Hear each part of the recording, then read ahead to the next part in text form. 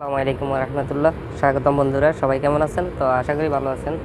তো আপনাদেরকে পবিত্র মাহে রমজানের জন্য সবাইকে আন্তরিক অভিনন্দন ও শুভেচ্ছা রইল সকল মুসলমান প্রাণপ্রিয় মুসলিম ভাইদের প্রতি। তো আশা করি রমজান মাস খুব সুন্দরভাবে কাটাবেন এবং 30টা রোজা যেন ইনশাল্লাহ সবাই রাখতে পারি, এই জন্য সবার কাছে দোয়া এবং ভালোবাসা চাই। তো বন্ধুরা, রমজান মাসে আমরা দিনে সহবাস করার থেকে সবাই বিরত থাকবেন পবিত্র রমজান মাসে। তো এবং রাতে যারা সহবাস করতে চান তারা অবশ্যই রাতে সন্ধ্যাবেলায় আমি আপনাদের জন্য একটা ঘরোয়া টিপস আমি আপনাদের জন্য দিব। আপনারা যদি দিনের বেলায় রোজা থাকার পরে যদি আপনারা রাতে সহবাস করতে চান, যদি আপনাদের কাছে যদি কোনো রকম ক্লান্ত বোধ মনে হয়, তাহলে ইনশাল্লাহ আমার এই টিপসটি আপনাদের জন্য কাজে আসবে।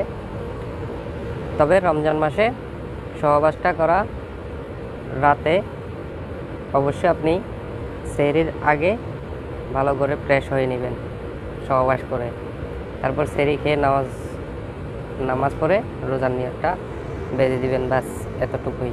কিন্তু দিনের সহবাস থেকে আপনি অবশ্যই বিরত থাকবেন।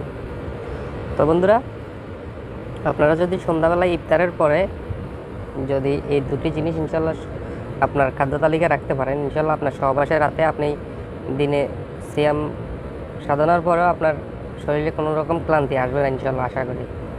এটি হচ্ছে জাপানি তরমুজের বিচি। এই বিচিটার সম্বন্ধে আমি পূর্বে আরও আগে ভিডিও দিয়েছিলাম, এই জাপানি তরমুজের বিচিটা কতটুকু কার্যকর এবং কত শক্তিশালী।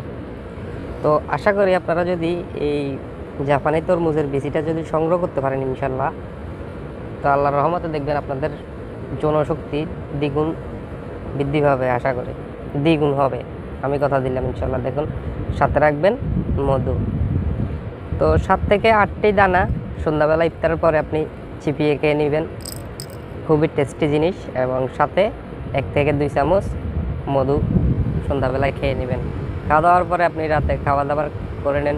সন্ধ্যাবেলার যে ইফতারের পরে যে খাবারগুলো খান, যখন আপনি সহবাস করবেন দেখবেন আপনার সহবাসে কোনো রকম আপনার যে সারাদিন রোজা রেখেছেন আপনার মাঝে ইনশাল্লাহ কোনো রকমের ক্লান্তি আসবে না। আপনি দেখুন, এই জিনিস দুটি মাত্র জিনিস আপনি খেয়ে দেখেন, ইনশাল্লাহ আপনার 100-এ 100 আপনি রেজাল্ট পাবেন।